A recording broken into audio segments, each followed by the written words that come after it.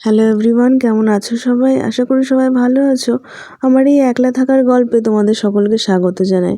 আজ মাসের চতুর্থ শনিবার। আজকে একটু দেরি করেই যেতে হয়, তাই 11টার সময় বাড়ি থেকে বেরোলাম। ওদিকে সুদীপা, আমার কলিগ কাম মিষ্টি বোন, দাঁড়িয়ে আছে আমার জন্য। আমি বললাম দাঁড়া, একটু 5 মিনিট দাঁড়া, আমি আসছি। টোটোতে উঠে পড়লাম। এরপরে সুদীপার সাথে আমি স্কুটি করে যাব আমাদের গ্রাম পঞ্চায়েত। প্রত্যেক চতুর্থ শনিবার আমি তার স্কুটি করেই যাই। অনেকটা পথ তো, আধ ঘন্টা। এই অটোগুলো দেখছেন, এই অটো করে আমি রোজ আমার সাব সেন্টারে যাই এই পথ দিয়ে। কিছুদিন পর এই পথগুলো অচেনা হয়ে যাবে, কারণ আমার মালদাতে ট্রান্সফার হয়ে যাচ্ছে। এটা একটা ভারী খুশির খবর, যে খবরের জন্য আমি ওয়েট করেছিলাম। আর সুদীপার সাথেও আমার এই লাস্ট যাওয়া হয়তো বিলকুমারী গ্রাম পঞ্চায়েতে। কি অপূর্ব দৃশ্য না দেখুন, সর্ষের ক্ষেত চারিদিকে। আর আজকে তো উপরি পাওনা এই বক পাখিগুলো। সুদীপা বললো দাঁড়াও, কয়েকটা ছবি তুলে নিই। আমিও এই সুযোগে কয়েকটা ভিডিও করে নিলাম। বক পাখিগুলো তো আর দেখাই যায় না শহরে, তাই না? এই গ্রামেই এগুলো যা দেখা যায়। ওইদিকে সর্ষের ক্ষেত।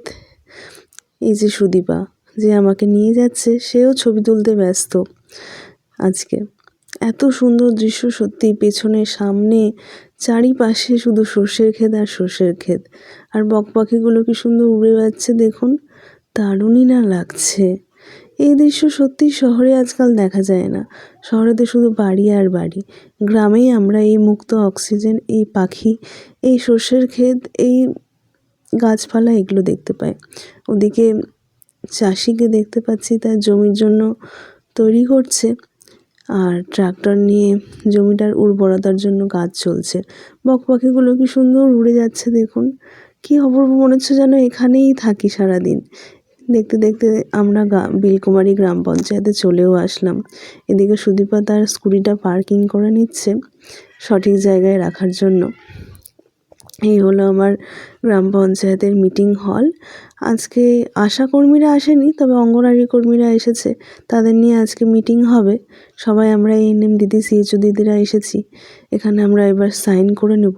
আজকে মিটিংটা জানেন অনেকক্ষণ ধরে হয়েছে, প্রায় 4টে অবধি, কোনো দিনও হয় না। শেষে একটু কেক খেয়ে বাড়িতে আমি একটু মনটা ভালো করলাম। থ্যাংক ইউ সবাইকে, ভালো থাকবেন।